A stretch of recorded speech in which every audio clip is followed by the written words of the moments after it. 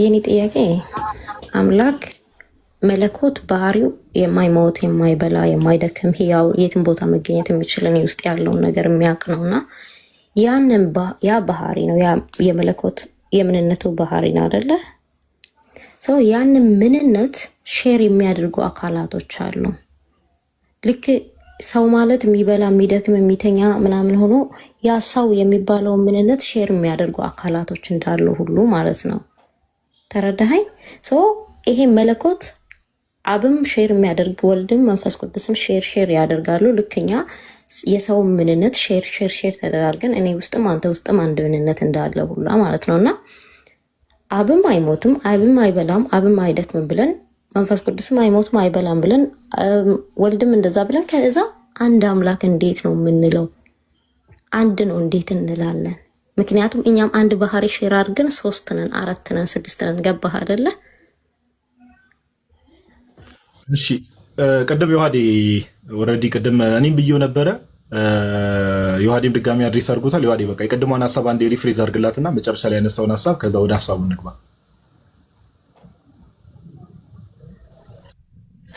ኦኬ እሺ።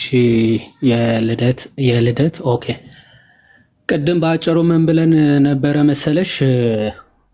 አሁን ይሄ ለምሳሌ በምሳሌነት ስንወስድ ሊትራሊ በቃ ፐርፌክትሊ እንደ ስላሴ ያለ ማለት አይደለም። ኦኬ ስላሴ ልዩ ሶስትነት ነው ተብሎ የሚነገረው ማለት ነው። ልዩ ሶስትነት ማለት አሁን ምን እያልን ነው?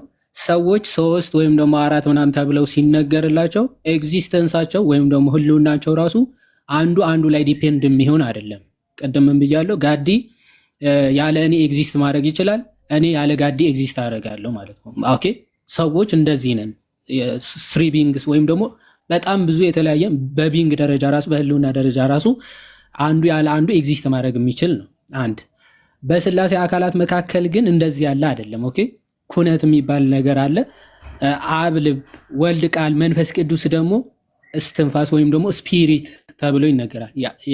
የአብና የመንፈስ ቅዱስ መንፈሳቸው መንፈስ ቅዱስ ነው። ወልድ ደግሞ ቃላቸው፣ አብ ደግሞ ልብ ተብሎ ይነገራል በመጽሐፍ። ስለዚህ ልክ መጽሐፍ ቅዱስ ለምሳሌ አንደኛ ቆሮንቶስ ምዕራፍ 1 ከቁጥር 24 ለእግዚአብሔር ኃይሉና ጥበቡ ኢየሱስ ክርስቶስ ነው ይላል። የአብ ኃይልን ጥበብም ኢየሱስ ክርስቶስ ነው። አብ ያለ ኃይልና ያለ ጥበብ ኤግዚስት ሊያደርግ ወይም ደግሞ ህልው ሊኖር አይችልም። ማለት ኤግዚስት አያደርግም። ከእውቀቱ ከጥበቡ ከኃይሉ ከክርስቶስ ተነጥሎ ሊኖር አይችልም። መነጣጠል ሊኖር አይችልም በአብ በወልድ በመንፈስ ቅዱስ መካከል ማለት ነው። መንፈስ ቅዱስ ደግሞ የአብ ስፒሪት የክርስቶስ ስፒሪት ተብሎ ይነገራል። የአብና የወልድ መንፈስ ተብሎ ይነገርለታል ማለት ነው።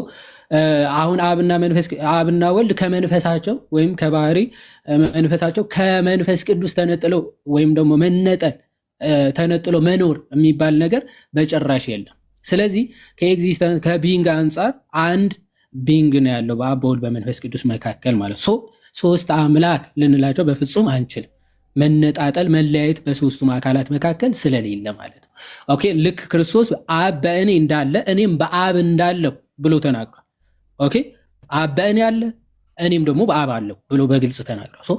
በሶስቱ አካላት መካከል ምን የለም ማለት ነው? መነጣጠል። እንደ ሰዎች ያለ 3 የተነጣጠሉ አካላት አይደሉም ማለት ነው። ከዛ አንጻር እንደዛ ተብሎ አይነገርላቸውም ማለት ነው። በአጭሩ ቅድም ያልኩትን ስደግሞ እሺ አብ በእኔ እንዳለ እኔም በአብ እንዳለው ማለት ምን ማለት ነው? ግልጽ አድርግልኝ። ያ የባህሪ ተገናዝቦ ወይም ደግሞ የአካላት መገናዘብ አለ ማለት ነው። አብ ያለ ወልድ፣ ወልድ ያለ አብ ኤግዚስተንስ ወይም ደግሞ ህልውና አላቸው ማለት ሊኖራቸው አይችልም ማለት ነው። ኦኬ 3 የሆነ ባይዘወይ የተለያዩና የተነጣጠሉ በጣም ፈጽሞ የተለያየ ነው። በአካል ይለያያሉ ማለት ይነጣጠላሉ ማለት አይደለም። ልክ በስምምነት ያሉ 3 አካላት ለወቱ ስባትና እንደዛ ያሉ አይደለም። ለምሳሌ አንዳንድ አሉ ብዙ አማልክትን ሲያመልኩ 3ቱም ወይም ደግሞ 5ቱም ወይም 1000 ሆነው የየራሳቸው ስራ የየራሳቸው ህልውና የየራሳቸው ኤግዚስተንስ ያላቸው ሆነው በስምምነት የሚኖሩ አይነት ነገሮች የሚያመልኩ አካላት አሉ። ፖሊቴይዝም የሚያመልኩ ማለት ክርስትና ሞኖቴይዝም ነው ወይም ደግሞ አንድ አምላክ ብቻ ነው የምናመልከው ማለት ነው። አብ ወልድ መንፈስ ቅዱስ አንድ አምላክ ናቸው ብለን ነው የምናምነው። ስለዚህ ኤግዚስተንስ ወይም ደግሞ ይሄ በህልውና ዲቴይል ከሄድኩኝ ይሄ የኩነት አስተምሮ አንድ የጀምረው ምናምን የሚያልቅ ስላልሆነ ወደዛ ለመግባት አልፈለኩም። ለዛ ነው የኩነት ትምህርት የሚባል አለ፣ መገናዘብ፣ የአካላት መገናዘብ ማለት ነው። በአጭሩ ጠቅለል ሳደርግልህ የአብ ኃይሉ ጥበቡ የሆነው ማን ነው? ክርስቶስ ራሱ ነው። ኃይሉ ጥበቡ ቃሉ የአብና የመንፈስ ቅዱስ ኃይላቸው ጥበባቸው እውቀታቸው ማን ነው? ክርስቶስ ነው። ህልው ነው ማለት በቃ አብ ከወልድ ተነጥሎ ሊኖር የሚችልበት ታይም ቅጽበት በፍጹም የለም። ልክ እንደዚያ ወልድም ከአብ ተነጥሎ ለብቻው ኤግዚስት ሊያደርግ የሚችልበት ቅጽበት ወይም ደግሞ የአይን ጥቅሻ ምናምን በፍጹም የለም ማለት ነው። ህልውና ከዚህ አንጻር የሚታይ ነው ማለት የአብ ቃል ማለት ነው ቃል የአብ ቃል ሲባል ቆይ እህታችን ይመስለኛል ሜቢ እንዲህ እናድርግ ቶፒክ ይዘን የገባ ነውና ሜቢ አንቺ ያሉሽን ጥያቄዎች እንዳልኩሽ እኛንም ፎሎ አድርጊንና ያንቺን ጥያቄዎች ብቻ አድሬስ ለማድረግ ወይ ሰፓሬት የሆነ ሴሽን እንከፍታለን። ለምን አሁን ከአንድ ጥያቄ ወይ አንድ የመለሰልሽን ጥያቄ ራሱ አይ ገብቶኛል ይሄ ግልጽ ሆኖልኛል ሳቲ ነው ከአንድ ጥያቄ ወደ ሌላ ጥያቄ ከአንድ ጥያቄ ወደ ሌላ ጥያቄ ይቻልሽና ይሄ ደግሞ ታይማችን ዌስት ስለሚያደርግብን ምን ታደርጊያለሽ መሰለሽ? ቤቱን ፎሎ አድርጊና ጥያቄ ያላችሁ ወይ ኦፕን እናደርገውና ጥያቄ ያላችሁ ግቡ ብለን እንደዚህ አይነት ሴሽኖች ስለሚኖሩ ማለት ነው። ጥያቄ ያላችሁ ግቡ ስንል ገብተሽ ጥያቄዎችሽን እያንዳንዱ ያሉሽን ጥያቄዎች ምናምን ነገር ብትጠይቂ መልካም ነው። እሺ በጣም ከታላቂ እሺ አመሰግናለሁ። ሁላችሁንም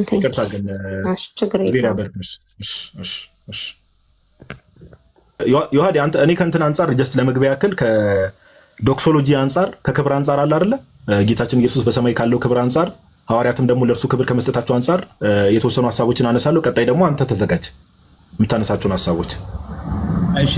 እሺ ጌታችን ኢየሱስ ኢየሱስ ስንል ወይ ደግሞ ኢየሱስ ክርስቶስ ስንል ፍጹም አምላክ ፍጹም ሰው ነው። እሱን ነገር ይሄ የክርስቲያኖች እምነት ነው። መጽሐፍ ቅዱስ ላይ ከዚህ በፊት ተናግረናል። ክርስቲያኖችን በደንብ ማስተዋል አለባቸው። መጽሐፍ ቅዱስ ላይ ስለ ኢየሱስ ክርስቶስ ስለ ሰውነቱ ወይ ደግሞ ሰውነቱን አጉልተው የሚናገሩ ክፍሎችን በመጥቀስ እንደው ክርስቲያኖችን ለማሸማቀቅ መሞከር ምንድነው? ሞኝነት ነው። ሁሌ እንደምንናገረው ሞኝነት ነው። እግዚአብሔር አምላክ በሚያውቀው ሞኝነት ነው ይሄ። ለምን እናምናለን? ፍጹም አምላክ ፍጹም ሰው እንደሆነ ጌታችን ኢየሱስ ክርስቶስ በደንብ እናምናለን። ይሄ ሃይማኖታችን ነው፣ እናምናለን። ነገር ግን ክርስቶስ ኢየሱስ ፍጹም አምላክ ፍጹም ሰው ነው ስንል ፍጹም ሰው ነው ብለን እንደምናምነው ሁሉ ፊልጵስዩስ መልእክት ምዕራፍ 2 ከቁጥር 6 ጀምራችሁ ስትመለከቱ ቅዱስ ጳውሎስ ምን ይለናል? ለመግቢያ ያክል ላንሳላችሁና ወደ ሐሳቡ እመጣለሁ። ለመግቢያ ያክል ግልጽ ስለሆነ መጽሐፍ ቅዱሳችን ሐሳቡን ማለት ነው። ፊልጵስዩስ መልእክት ምዕራፍ 2 ላይ ቅዱስ ጳውሎስ እንዲህ ብሎ ይናገራል። ወደ ፊልጵስዩስ ሰዎች ምዕራፍ 2 ከቁጥር 6 ጀምሮ እርሱ ቁጥር 5 ላይ ስለ ክርስቶስ ሳብጀክቱ ክርስቶስ እንደሆነ በክርስቶስ ኢየሱስ የነበረ ይህ ሐሳብ በእናንተ ዘንድ ደግሞ ይሁን ካለ በኋላ እርሱ በእግዚአብሔር መልክ ሲኖር ሳለ ከእግዚአብሔር ጋር መተካከልን መቀማት እንደሚገባ ነገር አልቆጠረውም ይላል። ከማን ጋር መተካከልን? ከእግዚአብሔር ጋር። ከማን ጋር? በእግዚአብሔር መልክ ሲኖር ሳለ he did not consider it robbery to be equal with God ነው የሚለው። ስለዚህ ከአምላክ ጋር እኩል መሆንን ከእግዚአብሔር ጋር ከአብ ጋር እኩል መሆንን እንደ መቀማት ነገር አልቆጠረው። which means እንደ ስርቆት። ለምሳሌ ኢየሱስ ክርስቶስ ከአብ ጋር እኩል ነው፣ ኢየሱስ ክርስቶስ ከአብ ጋር የተካከለ ነው ማለትም እንደው እንደ ስርቆት እንዳሰት ነገር አልቆጠረው፣ እንደ መቀማት አልቆጠረው። ምን ማለት ነው ከተባለ ኢንዳይሬክትሊ he did not consider it robbery to be equal with God ማለት ከእግዚአብሔር ጋር እኩል ነበረ። በእግዚአብሔር መልክ ሲኖር ከእግዚአብሔር ጋር ተካክሎ ነበር የሚኖረው ኢየሱስ ክርስቶስ። ከዛስ ቁጥር 7 ላይ ነገር ግን አለ ጳውሎስ፣ አያችሁ ስለ አምላክነቱ ተናገረ። ነገር ግን ምን አለ? የባሪያን መልክ ይዞ በሰው ምሳሌ ሆኖ ራሱን ባዶ አደረገ። ቁጥር 8 ላይ በምስሉም እንደ ሰው ተገኝቶ ራሱን አዋረደ፣ ለሞትም ይኸው ለመስቀል ሞት እንኳን የታዘዘ ሆነ ይላል። አያችሁ ከእግዚአብሔር ጋር ተካክሎ የነበረው ከእግዚአብሔር ጋር ይተካከል የነበረው ያ ወልድ የባሪያን መልክ ያዘ፣ የኛን መልክ ያዘ፣ ያን የአገልጋይን መልክ ያዘ፣ የባሪያን መልክ ያዘ፣ ራሱን ዝቅ አደረገ። ለዛ ነው ቁጥር 8 ላይ በምስሉም እንደ ሰው ተገኝቶ ራሱን አዋረደ። ባይዘው አዋረደ ተብሎ የሚነገርለት አካል መጀመሪያ ከፍ ያለ አካል መጀመሪያ ከፍታ ላይ ያለ አካል ነው ራሱን አዋረደ ተብሎ የሚነገርለት። መጀመሪያም ኖርማሊ ሰው የነበረ ሰው ራሱን አዋረደ ተብሎ አይነገርለት። ስለዚህ ፍጹም አምላክ ነው፣ ፍጹም ሰው ነው። እንደ ሰው ተገኝቷል፣ የባሪያን መልክ ይዟል። ይሄን እናምናለን። ስለዚህ ሰውነቱ ላይ ትኩረት የሚያደርጉ ጥቅሶችን እያነሱ ሰዎች ሊያወዛግቧቸው ሲሞክሩ ይሄን የእኛን እምነት ነገሯቸውና ከዚህ ጥቅስ ነው መሰረቱ። ራሱ ብዙ ጥቅሶች አሉ፣ ቃል ስጋ ሆነ ብዙ ጥቅሶች አሉ። ግን ይህንን ጥቅስ በቃ የባሪያን መልክ የያዘ ጌታችን ኢየሱስ ይሄን ማወቅ ያስፈልጋል። እኔ ጀስት ለመግቢያ ያክል ጋይስ ህሊና ያለ ሰው ያስተውል፣ ልብ ያለ ሰው ይስማ። ክርስቶስ ኢየሱስ ያለው ክብር በምንም ተአምር ፍጡር ብቻ ያለው ክብር አይደለም። መጽሐፍ ቅዱሳችን ጭራሽ እንደዛ አይልም። ኦኬ እስቲ አንዴ ኮሜንቱን ልክፈትላችሁና ጀስት ለመግቢያ ያክል ኦኬ ለመግቢያ ያክል እስቲ ኮሜንት ላይ ነገሩኝ። ለምሳሌ እኔ አንተሽን ኦር አንድም ፍጡር የሆነ ፍጡር ብቻ የሆነን አካል በደንብ ስሙ። ፍጡር የሆነን ብቻ አካል ከዘላለም እስከ ዘላለም ኦኬ እንዴ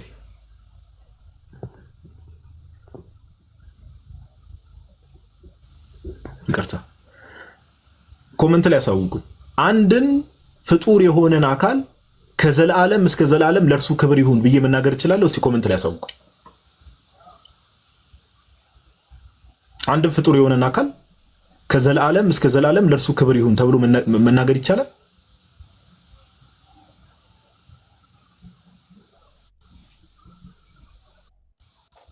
አይቻልም፣ ብዙዎቻችሁ እንዳላችሁት። ኦኬ እሺ ወደ ሐሳቡ ልመለስ። ጥቅሶቹን በደንብ እያዛችሁ እሺ።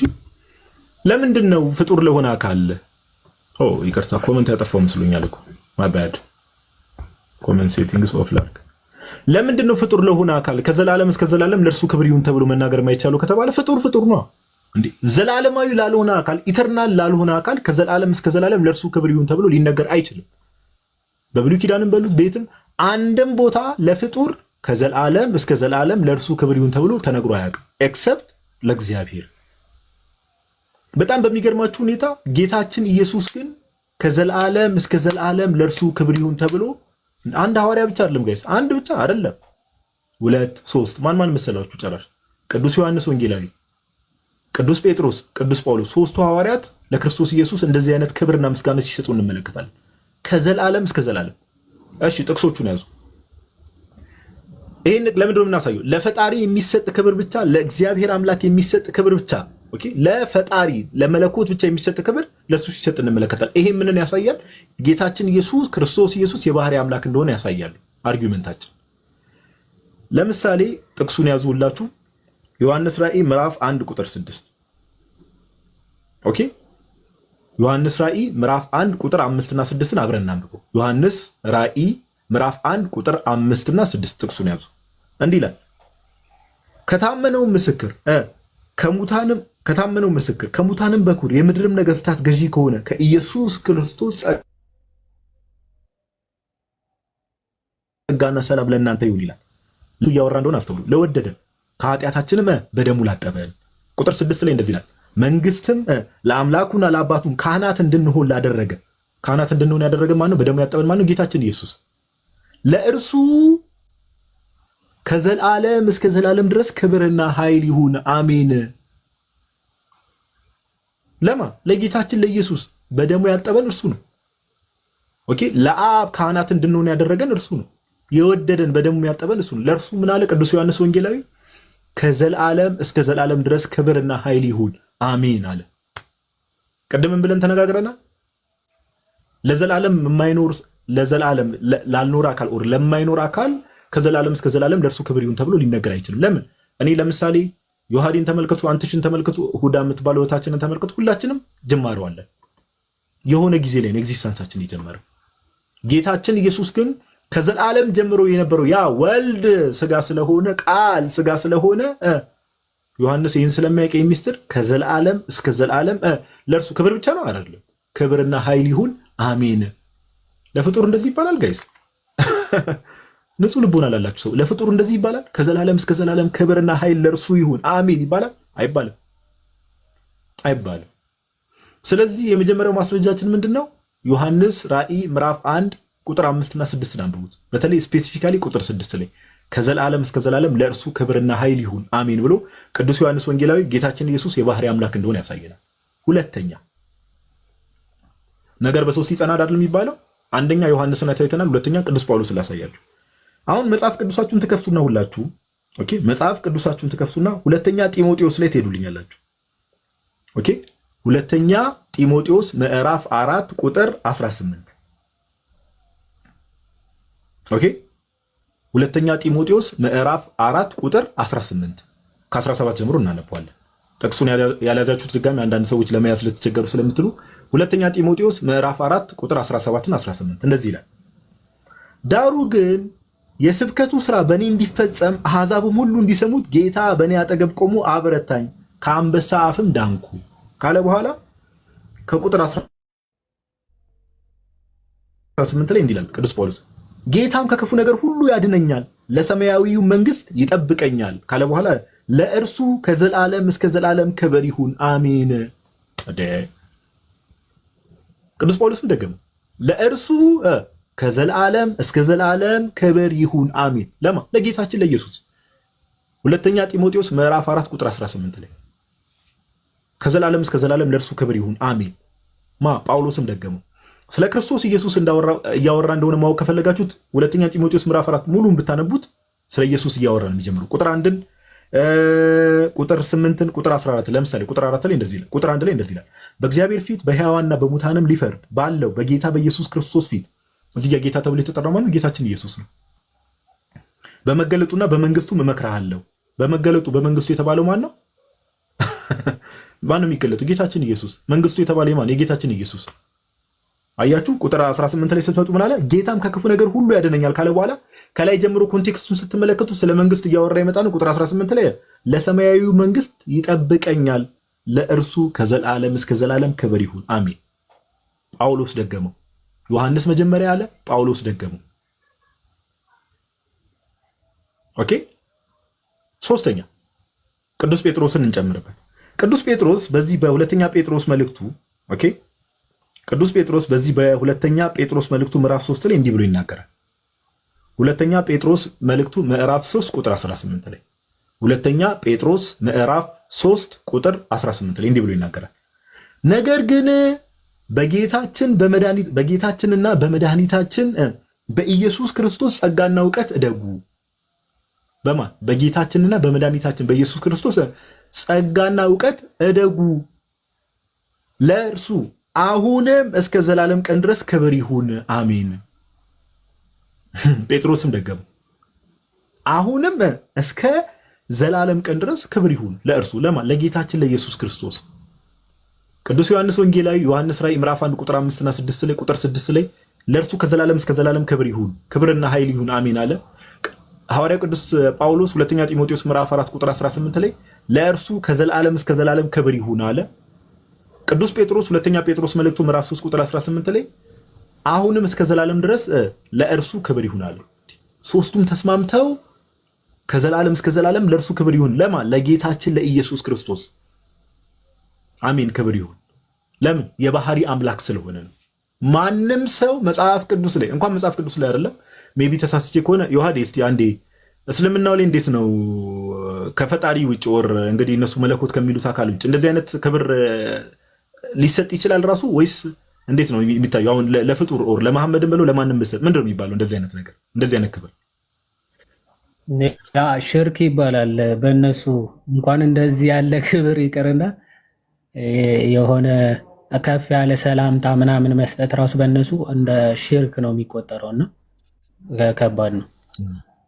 ቴንክ ዩ ዋዲ። አያችሁ ለምሳሌ እስልምናው ጋር ብትሄዱ የዋዲ እንዳላችሁ ሽርክ ነው የሚባለው። ኦኬ እንደምነፈቃችሁ ኦር ከባድ ኃጢአት እንደሰራችሁ የሚታይባችሁ ራሱ ቅዱስ ጳውሎስ፣ ቅዱስ ጴጥሮስ፣ ቅዱስ ዮሐንስ ወንጌላዊ ግን ሶስቱ ለክርስቶስ ኢየሱስ ከዘላለም እስከ ዘላለም ክብር ይሁን ብለው ምስክርነት ሲሰጡ እንመለከት። ይሄ ምንድነው ከተባለ ጌታችን ኢየሱስ ክርስቶስ የባህሪ አምላክ እንደሆነ ስለሚያውቁ እርሱንም ነው ያስተማሩት፣ እሱንም ነው የጻፉልን። ኦኬ ስለዚህ አንዴ ኮመንቱን ልክፈትላችሁ ነው። ሁለተኛውን ሐሳብ አነሳለሁ። ከዛ በኋላ አንዴ ኮመንቱን ላብራና ጥቅሶቹን እንደያዛችሁ ዋናው መማማር ስለሆነ ኦኬ ሰዎችን እንትን ለማለት ምናምን ነገር አይደለም፣ ለመማማር ነው ዋናው ዓላማ። ጥቅሶቹን ከያዛችሁ አንዴ ኮመንት ላይ ኮንፊርም አድርጉ። ጥቅሶቹን ከያዛችሁ ኮመንት ላይ ጥቅሶቹን ይዘናል ብላችሁ ኮንፊርም አድርጉ። ኦኬ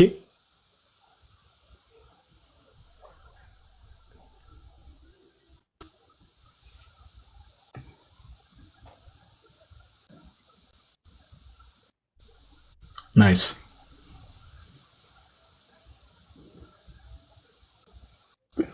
ጥሩ ከያዛችሁ በጣም በጣም መልካም። እሺ አሁን ወደሚቀጥለው ሐሳብ እንሄዳለን። አንድ ሐሳብ እኔ ደግሞ ከክብር አንጻር ሌላ ተጨማሪ ሐሳብ አነሳላችሁና ከዛ በኋላ ደግሞ ወደ ዮሐዴ እንሄዳለን። ኦኬ ወደ ዮሐዴ እንሄዳለን። እሺ ይደገም ብለው ሁለት የጻፉ ሰዎች አሉ። ምስል አንድ ልድገምላችሁ ጥቅሶቹ የዮሐንስ ራእይ ምዕራፍ 1 ቁጥር 6 ኦኬ የዮሐንስ ራእይ ምዕራፍ 1 ቁጥር 6 ሁለተኛ ጢሞቴዎስ ምዕራፍ 4 ቁጥር 18 ሁለተኛ ጴጥሮስ ምዕራፍ 3 ቁጥር 18 ኦኬ እነዚህ ናቸው ጥቅሶቹ። እሺ ኮመንቱ ይጠፋል እዚህ ቤት እንደምታውቁት ትምህርት ላይ ትኩረት እንዲደረግ ነው ዋናው ዓላማ። ኮመንቱ እናጠፋና ወደ ሁለተኛ ሐሳብ። ስለዚህ መጀመሪያ ያነሳነው ሐሳብ ክርስቶስ ኢየሱስ የባህሪ አምላክ እንደሆነ የሚያሳይ ነው። ግልጽ ነው። መጽሐፍ ቅዱስ እዚህ ላይ ግልጽ ነው። ለፍጡር እንደዚህ አይነት ክብር በብሉይ ኪዳንም የለም፣ በአይሁድ ልማድም በማንም በሉት እንደዚህ አይነት ክብር ሲሰጥ ሰምተንም አይተንም አናውቅም። ከዘላለም እስከ ዘላለም ክብር ይሁን የሚል። ሁለተኛ በሰማያት ከዚህ በፊት ላይቭ ላይ ሜቢ እኛን ላይቭ ተከታተላችሁ የምታውቁ ከሆነ ይህን ላይቭ አንስቼዋለሁ፣ ቪዲዮም ሰርቼላችሁ አውቃለሁ። ሜቢ ያንንም ቪዲዮ ያላያችሁ ሰዎች ትኖራላችሁ፣ ኦር ያንንም ላይቭ ሴሽን ያላያችሁ ሰዎች ልትኖሩ ትችላላችሁ። ጌታችን ኢየሱስ በሰማያት ፍጥረት ሁሉ ከአብ ጋር ያመልኩታል። ጌታችን ኢየሱስ ክርስቶስን በሰማያት ፍጥረት ሁሉ ከማን ጋር ያመልኩታል? ከአብ ጋር ያመልኩታል። እንደው ያ ሁሉ ፍጥረት መላእክትንም ጨምሮ እኮ ያ ሁሉ ፍጥረት እንደው ተሳስተው ክርስቶስን አመለኩት፣ ከዛ ዝም ተባሉ። ምንም ቁጣ አልመጣባቸው። ኦኬ ለምንድን ነው ዝም የተባሉት? ለምንድን ነው ሲያመልኩ በዮሐንስ ራእይ ላይ የተጻፈልን በጉን ሲያመልኩት ከተባለ ክርስቶስ ኢየሱስ ምን ስለሆነ? የባህሪ አምላክ ስለሆነ። ኦኬ እግዚአብሔር በክብሩ እንደማይደራደር ኢሳይያስ ላይ ተናግሯል። ክብሬን ለሌላ አሳልፌ አልሰጥም ብሎ ተናግሯል። እንደው አሁን አንዳንድ ሰዎች አሉ እነዚህ ዩኒታሪያን የሚባሉ እግረ መንገድ ልንገራችሁ፣ እንደዚህ አይነት ኦፍ ኮርስ እቺን ክፍል ዞር ሊያረጓት ይሞክራሉ። እግዚአብሔር በጣም ከመጠን በላይ ከፍ አደረገው። እግዚአብሔር አምላክ አንድ ክብር ምስጋና ለጌታችን ለኢየሱስ ክርስቶስ ይሁን፣ ለስም አጠራሩ ይሁንና አንድ ራንደም ፍጡርን ሚር የሆነ ፍጡርን አካል ከፍ አድርጎ እግዚአብሔር እንደው ከራሱ ጋር እንዲመለክ ካደረገማ ይቀር ይበለንና እግዚአብሔር አምላክ ለቃሉም ታማኝ አይደለም ያስብላል። አንድ ኖርማል ፍጡር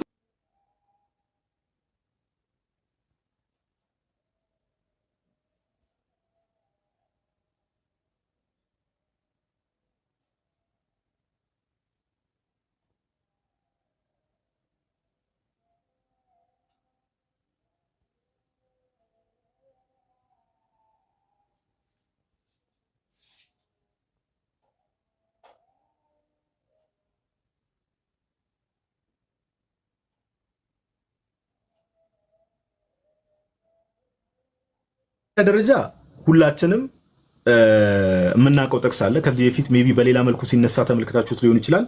የምታውቁት ትኖራላችሁ፣ የማታውቁትም ልትኖሩ ትችላላችሁ። ዮሐንስ ራእይን እናንሳ።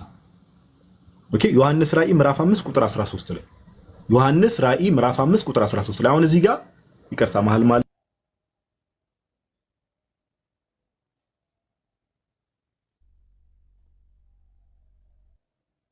ይቅርታ ጋይስ ዮሐንስ ራእይ ምዕራፍ 5 ቁጥር 13ን ስትመለከቱ አሁንም ማሳያችሁ አብና ወልድ ጌታችን ኢየሱስ ክርስቶስ ከአብ ጋር ሲመለክ መጽሐፍ ቅዱሳችን ላይ እንዳለ እንዲህ ይላል።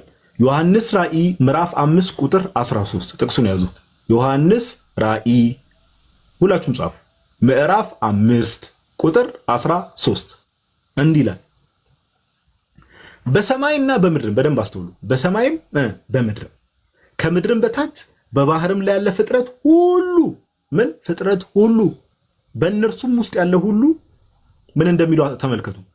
በረከትና 1 ክብር 2 ምስጋና 3 ኃይልም ከዘላለም እስከ ዘላለም በረከትና ክብር ምስጋና ኃይልም ከዘላለም እስከ ዘላለም በዙፋኑ ላይ ለተቀመጠው ለበጉም ይሁን ሲሉ ሰማሁ።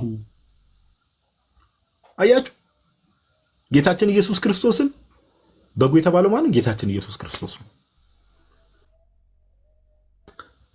ትዝ ይላችኋል መጥምቁ ዮሐንስ ጌታችን ኢየሱስ ክርስቶስን ሲመለከተው እነሆ የዓለምን ኃጢአት የሚያስወግድ የእግዚአብሔር በግ ብሎ ሲናገር ስለሱ ምስክርነት ሲሰጥ ኦኬ በግ የተባለው ከምን አንጻር? ከመስዋዕትነት አንጻር። የእግዚአብሔር በግ የተባለው ምንድነው?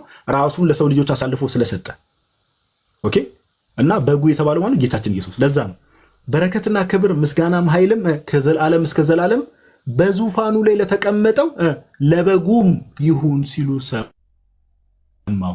አያችሁ፣ ለበጉም ጌታችን ኢየሱስ በጉ የተባለው ጌታችን ኢየሱስ ነው። ከአብ ጋር ይሄው ፍጥረት ሁሉ ጌታችን ኢየሱስ ክርስቶስን ከአብ ጋር ያመልኩታል። ምን እያሉ? በረከትና ክብር ምስጋናም ኃይልም ከምን ከዘላለም እስከ ዘላለም። እስቲ እንደዚህ አይነት ፍጡር አይታችሁ ከሆነ ጠቁሙ። በረከት፣ ክብር፣ ምስጋና፣ ኃይል ከዘላለም እስከ ዘላለም ተብሎ ከእግዚአብሔር ጋር እኩል ከፍጥረት ምስጋና የሚቀርብለት ፍጡር ካያችሁ ጠቁሙ። የለም። ጌታችን ኢየሱስ ክርስቶስ የባህሪ አምላክ ስለሆነ ነው። ኦኬ፣ እንግሊዘኛው የበለጠ ግልጽ አድርጎ እንትን ይሏል። አንብብላችሁ ሜቢ እንደው ጋዲ በአማርኛ ምናምን ነገር ድንገት አማርኛውን ሊሸውደ ሞክራለሁ ምናምን የምትሉ ሰዎች ካላችሁ በቅንነት እንግሊዘኛውን አንብብላችሁ ምን እንደሚል ሪቨሌሽን ቻፕተር 5 ላይ ሄዳችሁ ስትመለከቱ ቁጥር 13 ላይ እንደዚህ ይላል and every creature which is in heaven and on the earth and under the earth and such as are in the sea and all that are in them በእነርሱ ውስጥ ያለው ሁሉ I heard saying ይላል ሰማዋቸው ዮሐንስ blessing and honor and glory and power be to him who sits on the throne and to the lamb እንግሊዘኛው አያችሁ የበለጠ ግልጽ ሲያደርገው ነገር ባይን ይገባል ይባላል። ቆይ እንደው እነዚህን ክፍሎች በደንብ እንደው ማሳየት ያለብኝ ይመስለኛል። እዚህ ጋር በእንትን በጣም ይቀርታሉ እንዴ። ኦኬ አሳያችኋለሁ። አማርኛውን ቅድም አንብቤላችኋለሁ፣ እንግሊዘኛውንም አሳያችኋለሁ። እሺ አንዴ ይሄን ፊት እንግዲህ ይሄን ግንባር አፉ በሉኝ ጋይስ እናንተ ሰዎች። ዮባ ነበርክ እንዴ? ቅርታ። እሺ አንዴ ቆይ ይታያል እንዴ? ዋዴ ሆነ ይታያል? እሺ አዩ ጋይስ። ይታያል። ቅድም ያልካችሁ ለእግዚአብሔርና ለበጉ የሚለውን እንግሊዘኛውን ተመልከቱት። and every creature ምናምን ብዬ ካነበብኩ በኋላ እንደዚህ ይላል blessing and honor and glory ኦኬ ክብር ምስጋና ኃይል and power be to him who sits on the throne በዙፋኑ ለተቀመጠው and to the lamb ለበጉም አያችሁ and የምትለዋን ቃል and to the lamb forever and ever ይላል ከዘላለም እስከ ዘላለም በረከት ምስጋና እንደዚህ አይነት ፍጡር ታውቃላችሁ ጋይስ? የለም። ጌታችን ኢየሱስ ክርስቶስ የባህሪ አምላክ ነው። ለዛም ነው ይሄው ከእግዚአብሔር ጋር በዙፋኑ ተቀምጦ አምልኮን ከፍጥረት ሁሉ ሲቀበል እንመለከታለን።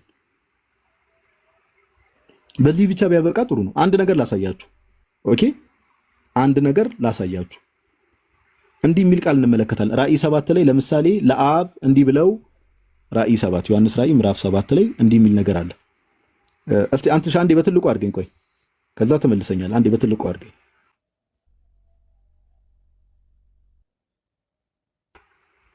ወይስ ራሴ ማትልቅ እችላለሁ? እንደዚህ የበለጠ ይታያል። እሺ ቆይ አንዴ እቺን ሪንግ ላይት ላጥፋት። አሁን በደንብ ስለሚታይ ኦኬ። እሺ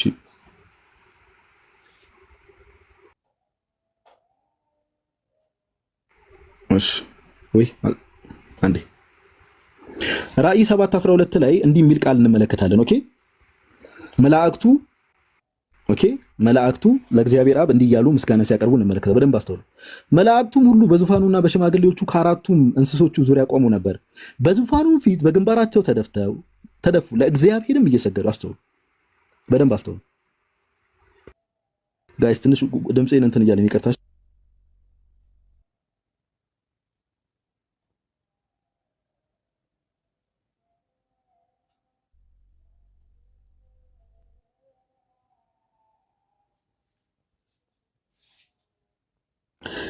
ድምጽ ይሰማል? ይዋዲ ኔትወርክ እኮ አንዳንዴ ይሰማል። ድምጽ ይሰማል።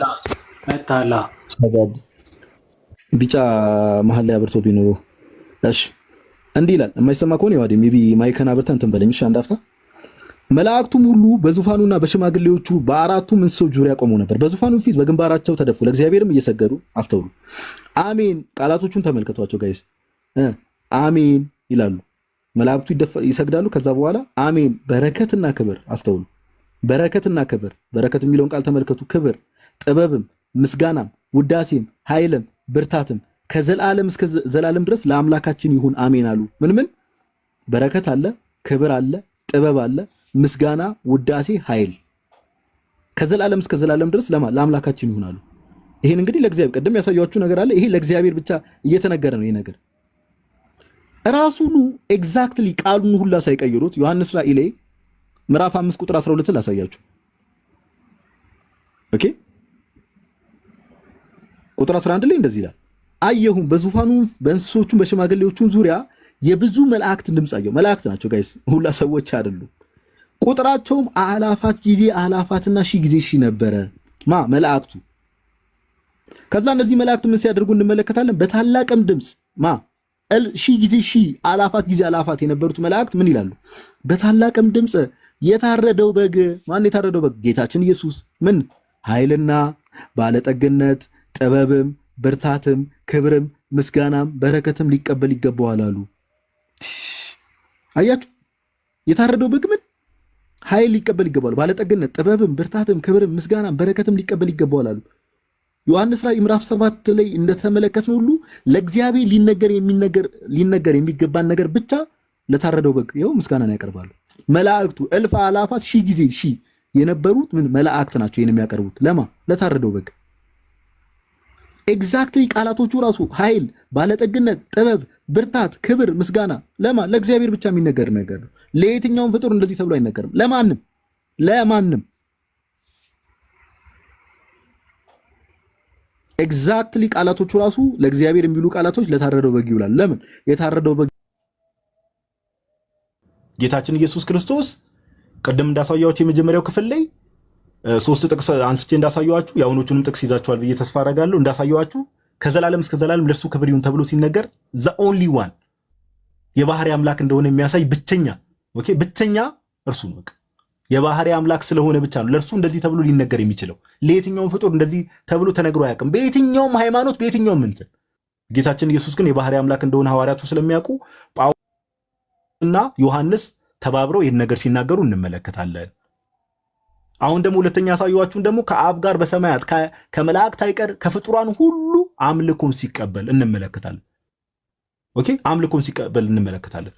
ስለዚህ እነዚህ ነገሮች ሁሉ ተደምረው ምንን ያሳያሉ? ምንን ለማሳየት ፈልገ ነው ብላችሁ ከጠየቃችሁን ጌታችን ኢየሱስ ምን ስለሆነ የባህሪ አምላክ ነው። ኦኬ ጌታችን ኢየሱስ ክርስቶስ የባህሪ አምላክ ነው። ይሄን እንድትይዙት ነው። አንዴ ኮሜንቱን ከፍትላችሁና ጥቅሶቹን እንደያዛችሁ አንዴ ኮንፊርም ካደረጋችሁኝ በኋላ ቀጣይ ደግሞ ወደ ዮሐዴ የምንሄድ ይሆናል። እስቲ ኮሜንት ላይ ጥቅሶቹን በደንብ እንደያዛችሁን ሐሳቡ ግልጽ እንደሆነ ኮንፊርም አድርጉኝ አንዴ።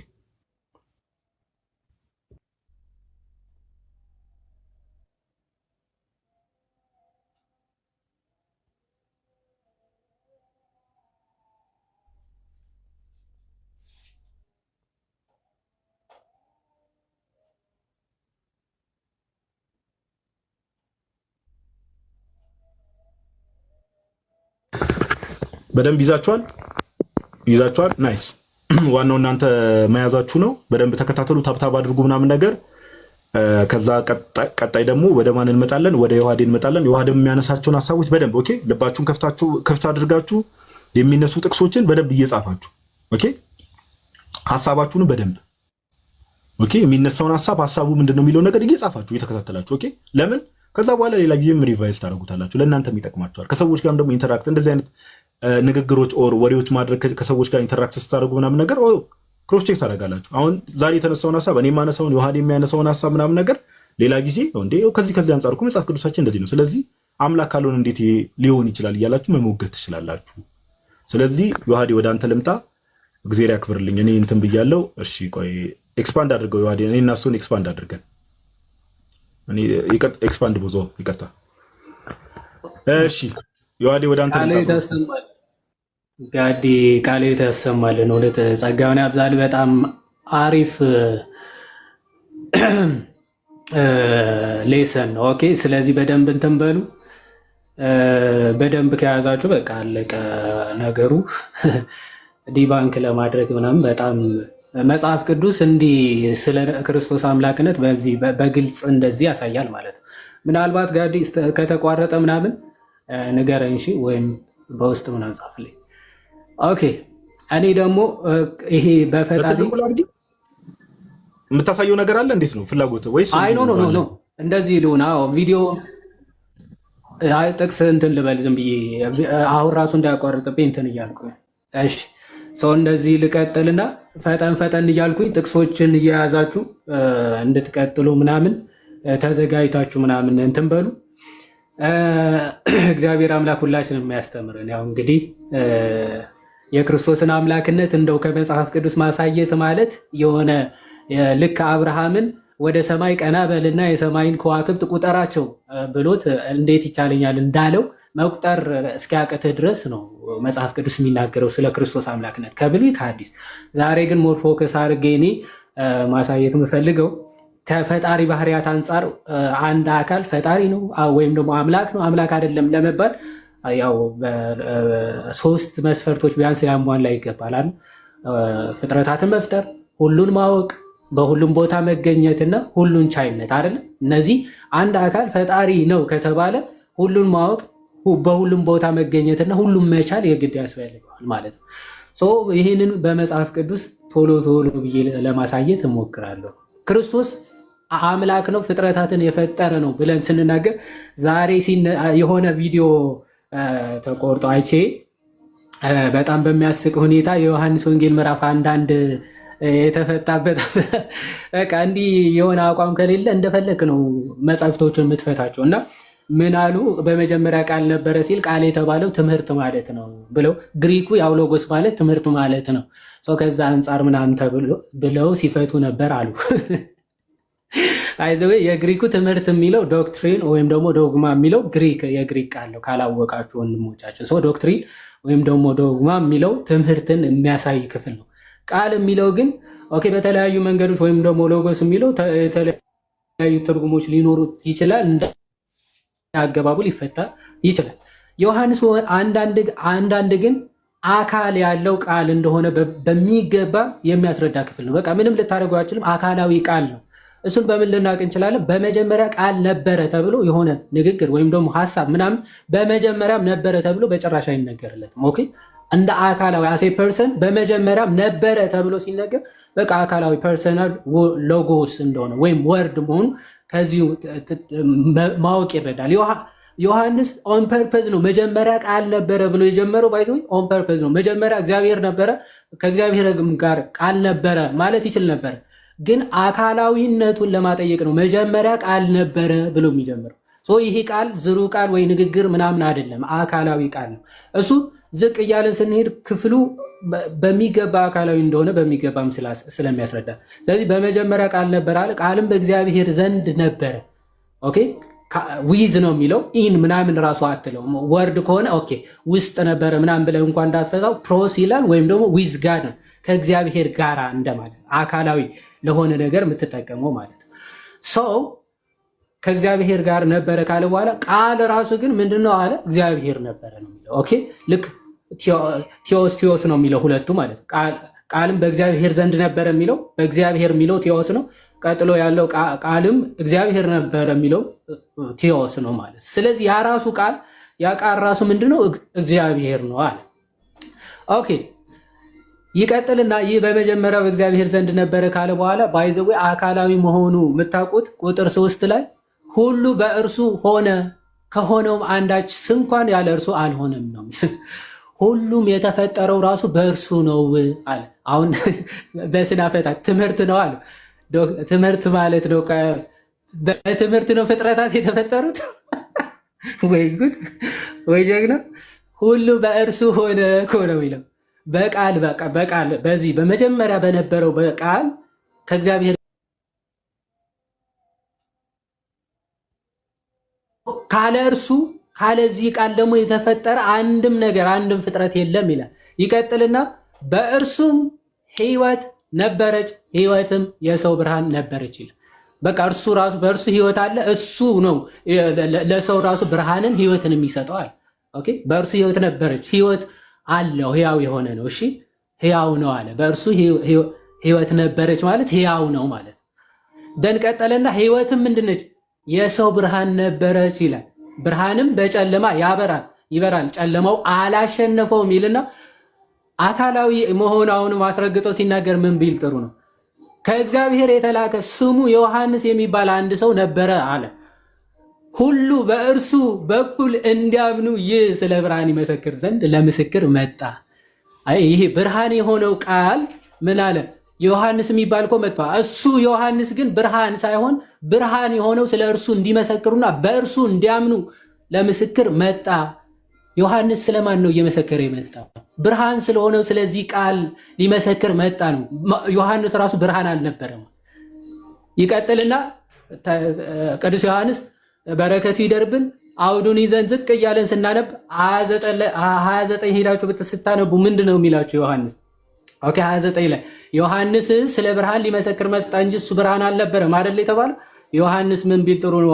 ቁጥር 29 ላይ ስለ ብርሃን ሊመሰክር የመጣው ዮሐንስ፣ በነገውም ዮሐንስ ኢየሱስን ወደ እርሱ ሲመጣ አይቶ እንዲህ አለ አለ። ስለ ብርሃን ሊመሰክር ነው። ማን አለ? ያ ቃል የተባለው ኢየሱስ ነው። ኦኬ 14 ላይ በሚገባ ስለሚናገር፣ ስለዚህ ሲመጣ አይቶ እንዲህ አለ። ምን አለ? እነሆ የዓለምን ኃጢአት የሚያስወግድ የእግዚአብሔር በግ አለ። አንድ ሰው ከእኔ በኋላ ይመጣል አላልኳችሁም? እርሱ ግን ከእኔም በፊት ነበረና ከእኔ ይልቅ የከበረ ሆኗል ብዬ ስለ እርሱ ያልኩት እሱ ነው አለ። ይህ ነው እኔ በቃ ስለ እሱ ልመሰክር የመጣሁት። አይ ከእኔ በኋላ የሚመጣ ከእኔ ይልቅ የሚበልጥ ነው ያልኳችሁ አለ አይደል? እሱ ይኸው እሱ ነው፣ ይህ ነው አለ። አይገርምም? ዮሐንስ ስለ እርሱ የመሰከረለት ቃል ተብሎ የተነገረው ኢየሱስ ክርስቶስ ነው። ምንም ልታደርገው አችልም። ማይ ብራዘር መጽሐፍ ቅዱስን እንደፈለግ ኩላምካው ብትል ቅዱስ ዮሐንስ ለምንፍቅና እንዳይመች አድርጎ ቀብሩታል። በቃ ምንም ልታደርገው አችልም። ከዛ ይህ ብርሃን መጣና ምን ይላል? በዓለም ነበረ ይላል። ቁጥር 10 ስትደርሱ ዓለሙም በእርሱ ሆነ። ይህ ቃል እኮ በዓለም ነበር እኮ። ዓለም ደግሞ በእርሱ እኮ ነው የተፈጠረው አለ። ዓለሙ ግን ምን አላለው? አላወቀውም። ማይ ብራዘር አላወቀውም። ቃልን አላወቀውም። ኢየሱስ ክርስቶስን አላወቀውም።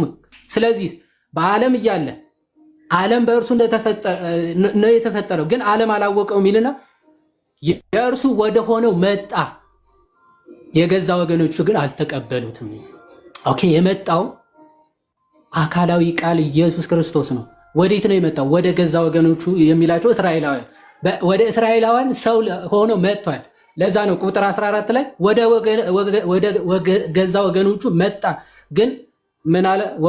የገዛ ወገኖቹ ግን አልተቀበሉትም። ለተቀበሉት ሁሉ ግን በስሙ ለሚያምኑ ለእነርሱ የእግዚአብሔር ልጆች የሆኑ ዘንድ ስልጣን ሰጣቸው። እሱ የመጣው ግን ምን ለማድረግ ነው? ለሚቀበሉት ሁሉ የእግዚአብሔር ልጆች እንዲሆኑ ስልጣን እንዲሰጣቸው ነበር የመጣው። ኦኬ እነርሱም ከእግዚአብሔር ተወለዱ እንጂ ከደምና ከስጋ አልተወለዱም ይላል። 14 ላይ ምን ይላል? ቃልም ስጋ ሆነ ጸጋና እውነትም ተመልቶ በእኛ አደረ ይልና አንድ ልጅም ከአባቱ ዘንድ እንዳለው ክብር የሆነውን ክብሮ አየን ይላል። በቃ ያንን አንድ ልጁን ነው የመጣው። ስጋ ሲሆን ከአባቱ ዘንድ የነበረውን ክብሩ እሱን ክብሩን አየን ይላል በስጋ ሲገለጥ። ኦኬ ዮሐንስ ስለ እርሱ መሰከረ እንዲህም ብሎ ጮኸ ይላል። አየ ዮሐንስ ስለ ብርሃን ሊመሰክር መጥቷል። እሱ ብርሃን አይደለም አላለ? ዮሐንስ ምን ብሎ መሰከረ? እንዲህ ብሎ ስለ እርሱ መሰከረ። ምን አለ? ከእኔ በኋላ የሚመጣው እርሱ ከእኔ በፊት ነበረና ከእኔ ይልቅ የከበረ ሆኗል፣ ስለ እርሱ ያልኩት ይህ ነበረ ብሎ መሰከረ። እኛ ሁላችን ከሙላቱ ተቀበልን፣ በጸጋ ላይ ጸጋ ተሰጥቶናል። ሕግ በሙሴ ተሰጥቶ ነበርና ጸጋና እውነት ግን በኢየሱስ ክርስቶስ ሆነ። ሃሌሉያ። በቃ ምንም ልታረጋችሁ ስለ ኢየሱስ ክርስቶስ ነው የሚናገረው። ኦኬ ሰው እንዲህ አድርጋችሁ በዮሐንስ ቃል ይሄንን ዮሐንስ እንዲህ ብሎ ያሳፍራችኋል።